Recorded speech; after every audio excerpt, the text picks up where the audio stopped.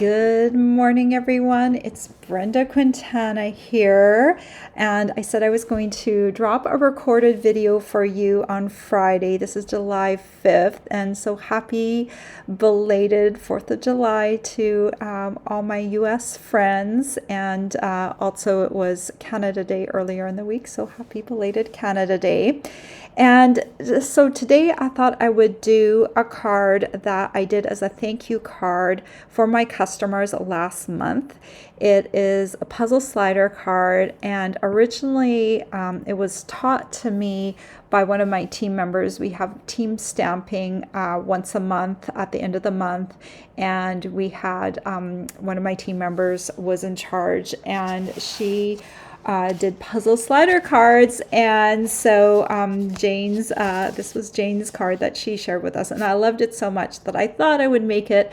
I made over 50 of these cards for my customers, and they were a little bit more time consuming to make than I thought. They're not hard though. They're just evolved a lot of pieces. So when you're making 50 cards, that does take a little bit of time, but they're not hard at all. But there are some tricks to them.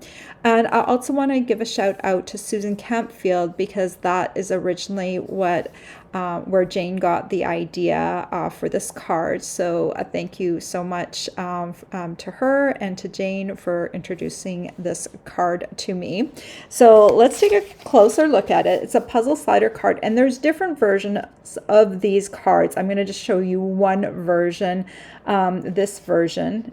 They're just kind of cool cards to come together. They're just a little bit different. There's some tips and tricks that I'll share with you to bring these together in a great way, so that they're not difficult to do. And I had some requests from my customers on how I made this card, so I wanted to share them with you today. So I hope you enjoy this video. So this month we're in July now, and so I have a new host code for you. So let me just pull that up. This is my July host code, and this month, if you spend $50 with me, you will get the iridescent faceted gems sent to you we're in July. It will be August. And I am just getting ready. If you ordered with me last month, I am making thank you cards this weekend. My order for the embellishments, I did get the embellishments I had wanted, and they are on their way. They will be here next week. So sometime next week, I hope to send those out to you for last month's orders. And for this month orders, they will go out in August. Also, we have bonus days going on. So if you spend $50, you're going to get a $5 coupon to use in August, but it's for every 50 you spend. So say you spend $100 in one order, you're going to get two $5 coupons that you will use on August orders. So, and there's no limit. It's just per order. So for instance, like if you spend $99 before shipping and tax, you're only going to get one coupon, and it's not cumulative. So you have to do it in one order. So they don't take all of the month's order totals and then put them all together. It is just for each order, and then right after your order you're going to get coupons sent to you. So save them in a folder, or print them out, or save them so that you have them to use in August. So that is kind of fun and cool thing. So spending $50 this month, you'll get my gift for sure, and you'll get at least one coupon. All right, let me see if there's anything else I need to mention. I think we can go right on, and I'm going to show you how to make this card. All right, we are using the Thoughtful Wishes stamp set, and we're going to use some of this. I've had so many packs of this paper. Thoughtful Journey paper. I've used lots of the same sheets out of the pack, so I'm working my way through this paper, but it is great paper. It's very scenic, and it works really well for this particular card. So this one, I've got some painter's tape kind of holding it shut because it does want to spring open, as soon as it comes out. And this is what it looks like stretched out. It's such a beautiful card, and there's not a lot to it, right? So I'll show you how to make that. But let's just jump right in, and I think you'll see how everything works as we go along. So you're going to start off with a piece of cardstock. This will be the card base, and it's going to be 9.5 by 4 1/4. By the way, I will have a project sheet for you so that you will be able to see everything nice and clearly and follow along with the instructions. So one thing that I really find helpful with this particular card is if you're using cardstock, use the small ball of your stylus tool rather than the large ball, because it will create a little bit more precision with your folding. Okay, so we'll put the long side up at the top, and we're going to score first at the 1 inch mark. Turn this around and score it at the other 1 inch mark without flipping it over. You want the valleys of your score marks to be in the same direction. Now I'm going to flip it over to the back side. So I'm going to be scoring on a different side for the second score mark.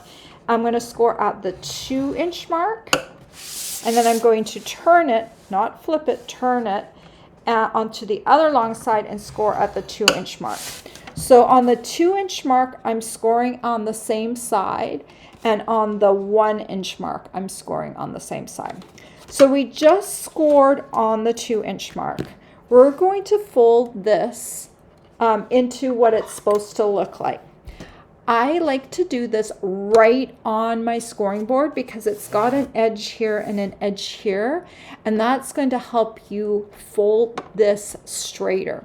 Because sometimes when we fold cardstock, you can pull your cardstock a little bit one way or a little bit another way, and it can actually cause a shift to happen. So we're going to do this 1 inch score line, and the 1 inch score line right now is a bump. It's showing as a bump, and that's what you want. You want that bump. So let's do the 1 inch score lines first. So I'm going to take this, I'm going to fold from the middle, and then I'm going to go out. I don't want to start on this side, on this corner, because sometimes when we start folding here, it causes that cardstock drift where it turns a little bit crooked. So grab it from the middle and start pushing up from the middle, and then start at the center with your bone folder and move out to the sides from the center. Okay, then we're going to do the other 1 inch score line. So you can keep this one folded for now. Put that down here. This is a bump right now, that 1 inch score line. Come from the center and then press out to the sides and do the same thing with your bone folder. This is what I found creates the best and straightest line. Okay, now we're going to fold or turn this, flip this over so the bump for the 2 inch mark is this way.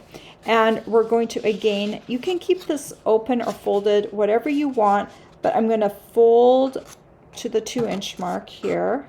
Same thing, we're going to come in at the center and then this way. Okay, and then we'll turn this over. Again, put that up right against that ridge. You can unfold that. And then I'm coming in right here at the center, doing like a light fold. And then we'll do this. Okay, that's going to keep this as square as possible. If we have any problems with it, anything sticking out afterwards, you can always trim it off. That's the other option, but I want to try and start off with as square as a card base as possible. Okay, let's put this aside for a moment. And we'll start off with this top piece. You know what? We could probably also use this for starting off that top fold. I didn't use this in the past, but let's go ahead and use this piece. So you're going to cut some pieces of a cardstock. We're going to need 2 pieces that are 3¼ inches by 2 1/8. So these two are 3¼ by 2 1/8. And then we're going to need 2 pieces that are 2¼ by 2 1/8. Okay. The way we glue them on though, it's like this. The long one goes up the top here, and then the short one, and then a short one, and then a long one. Okay. They're all 2 1/8 this way. This one's just 3¼ and then this one's 2¼ going in the opposite direction. So I like to start and glue them on one side first. You're only going to put glue on this outer 1-inch scored segment. I'm going to take my glue. Actually, before I take my glue, I'm going to just show you the way it goes on.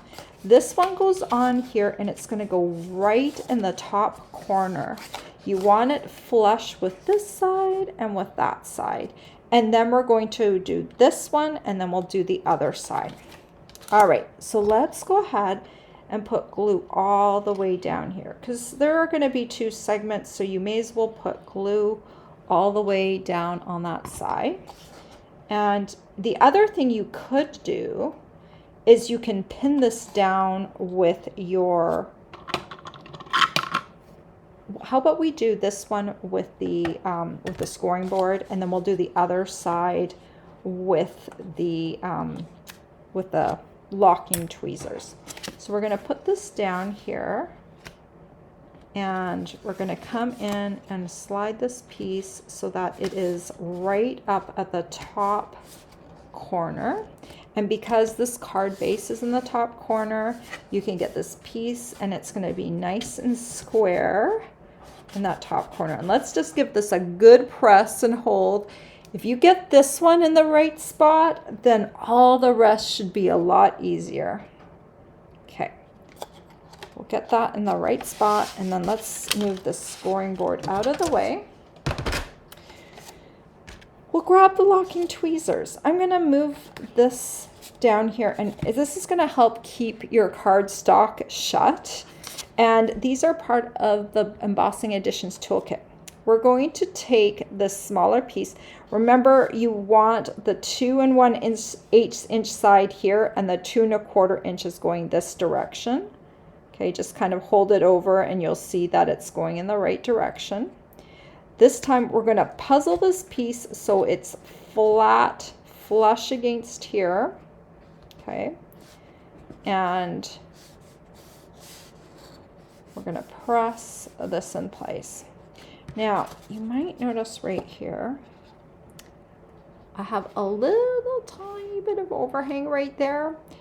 Afterwards, if you want to, when everything is done on here, we can cut this straight with a trimmer. It often happens with this card because there's just slight variances of 1/16 of an inch, 1/32 of an inch where that might happen. So we're going to come over to this side and we're going to glue this piece, this bottom piece first. So I'm going to clamp right up here at the top, and we'll come in with our glue. I'm just going to go around that the tweezer there. And this time I'm going to puzzle in from this side right here, and I'm going to make sure that it fits right here on this corner.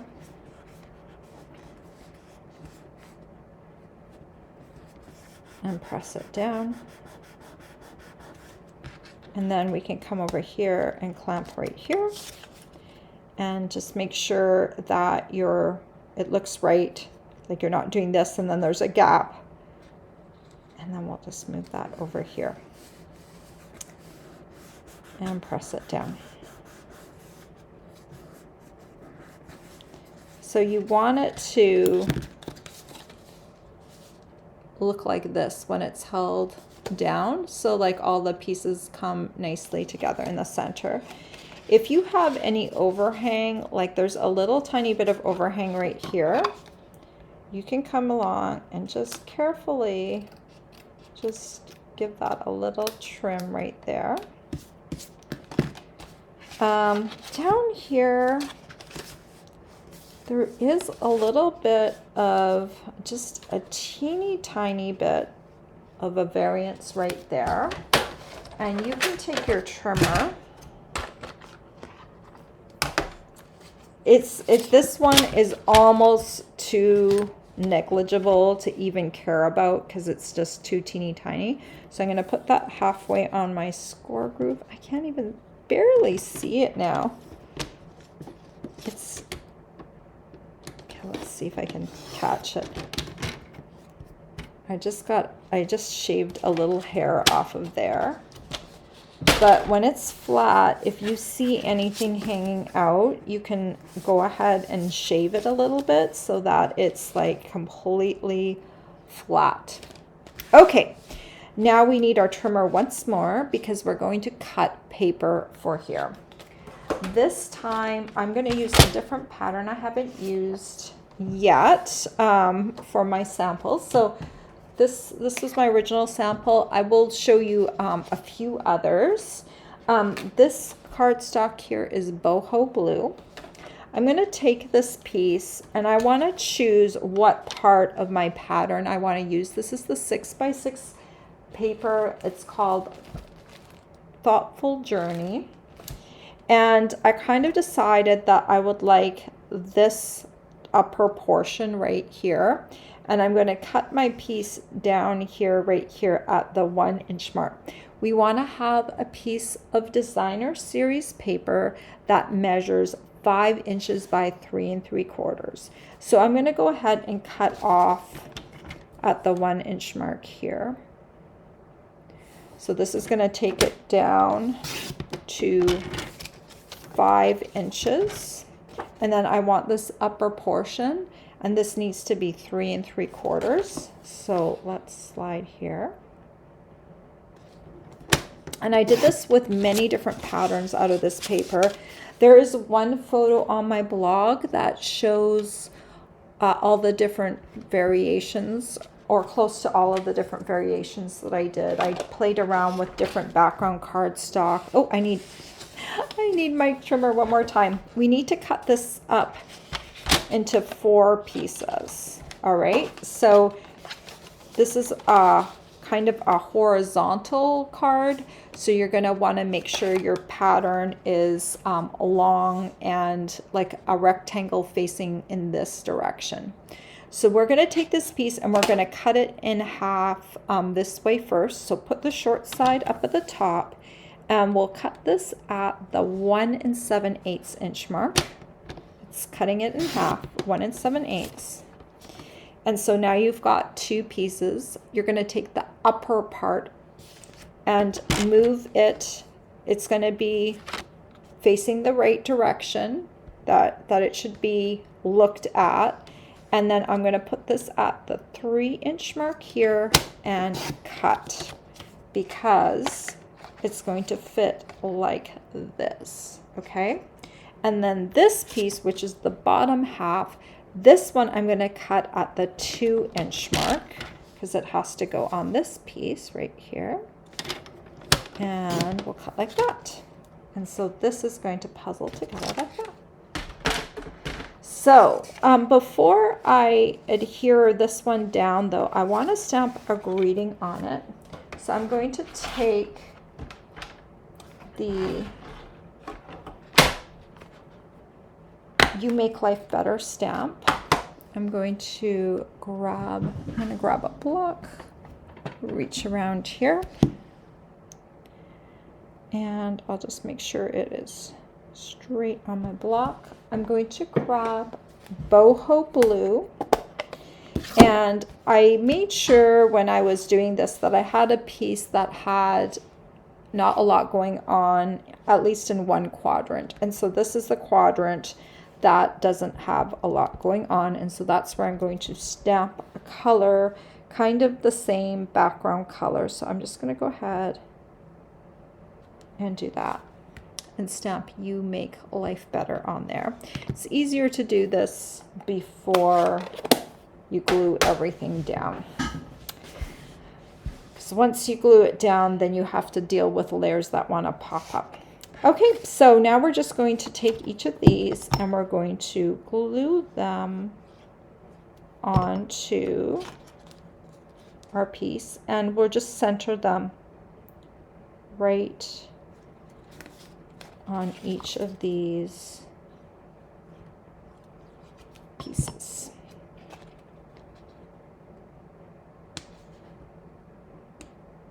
Okay.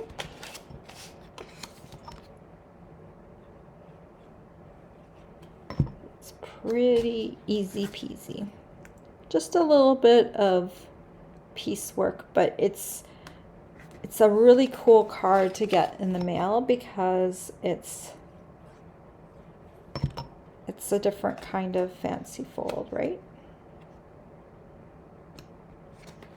All right. So it's already looking pretty good. Let's do up a little piece for the inside. So for the inside, I'm going to take a piece of basic white measuring 5 1/4 by 4 inches. We are going to add a little bit of designer series paper. So whatever designer series paper you used, this one's going to be too short now because I cut it. If I had cut the other direction first, this would have been long enough. So I'm going to be left with this piece right here. So let's use this piece. Depending on how you cut down your designer series paper, you need 5 1/4 inches. And guess what? I cut it at 5 inches. So I cut off a big chunk of cardstock that I can't use. So we're going to use this piece as our piece to decorate. I think we're going to use this side right here. And we're going to, first of all, let's cut it down to 5 1/4 inches. Let's bring this over. 5 1/4 inch mark. Learn from my mistakes, because then you could have used a bigger chunk of this paper on the back. But most of the time it doesn't matter. Like that piece you won't be able to use for your longer pieces that glue to the white. Or you could take this piece and cut it to 5 3 3/4 if you want to, which would work as well. Okay, so I'm going to cut this piece. This is now a 1 inch by 5 1/4 inch piece, and I'm going to cut it in half. So I'm cutting it at the 1/2 inch mark. So I've got 2 1/2 inch by 5 1/4 pieces. And I'm going to adhere these to here. So I'm just going to take glue and run it all the way along here and all the way along here. And we'll just take this, lift it up. This would be another thing that would work really well if you put it right at the top of your Simply Scored, because it's really easy to line up on there. Let me show you. If you have to do a lot of these, it's worth it to bring out your Simply Scored just for lining up purposes. So I'm going to take this piece. You see I still have some glue right up at the top, right there, right running along there. Put that up top there. And I'll put this piece right in the top corner, slide it right there, right up at the very top into the corner, and now press down. And while you're pressing down, like if your white piece is right on the corner and this is right on the corner, nothing is going to shift. It's going to be right there. It's going to be perfect. Voila. Okay. So if you're doing a lot of these, lining up on the corner is really cool. Okay.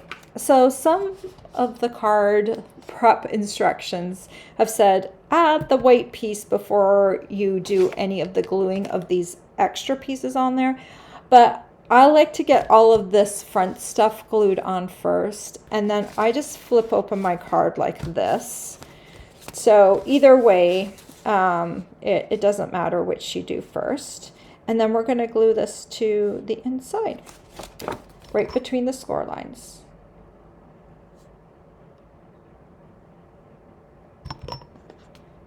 And I'll just kind of eyeball it, slide it into place.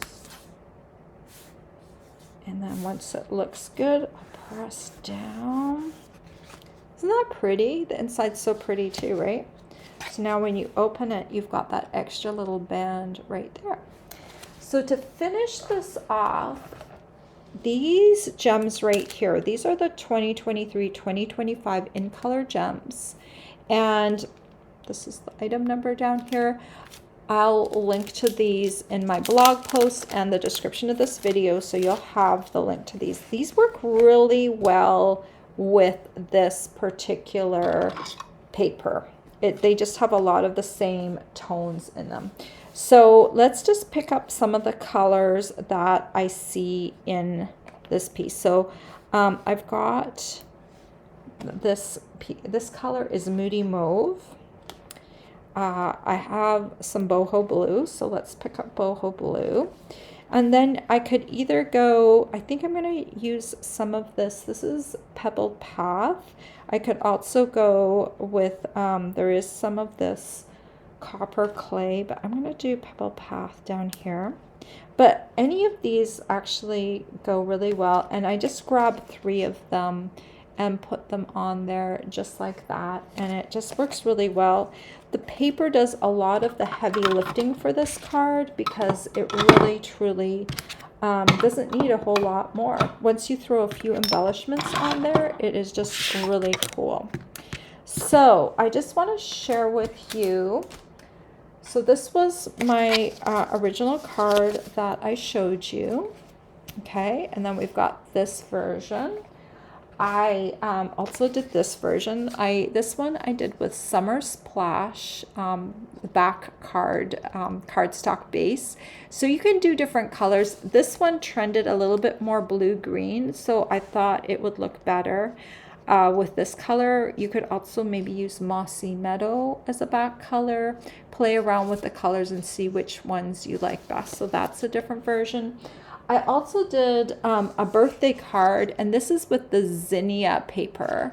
So that's a different look as well. You can play around, and here instead of doing stamping right on the paper, I could have stamped on the paper. There was enough room. I did a little label and a little bit of baker's twine on there. So you can really, this is just such a fun card design, especially if you have a nice pretty paper with a pretty design. That split design comes through, and then when it's in the card, it fits in a regular size envelope, and it's just very easy peasy. I hope that you enjoyed that card, and if you received one in person, I hope you enjoyed getting one in the mail from me. If you're new to my YouTube channel, I hope you will subscribe. I hope you enjoyed this video. And when you're subscribing, there's also a notification bell, so click on that if you want to get notifications when I go live. I will have a project sheet for you. If you're new to me and you've never gotten a project sheet before, make sure you're on my email list. The link is down below in the description of this video. And you just, once you get on my email list, you'll get a welcome email, and you'll also be able to access past project sheets. This project sheet will come out tomorrow in your email inbox, and it includes a photo. I haven't created it yet. Sometimes I have them done or close to being done when I do my Friday tutorial. I have not created this one yet, but it will have a photo of the card.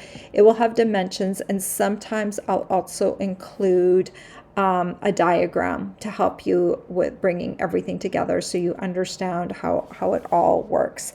So it's just a really handy reference tool, and you can keep them either on your computer or print them out, whatever helps you the most, but it's kind of like a condensed version.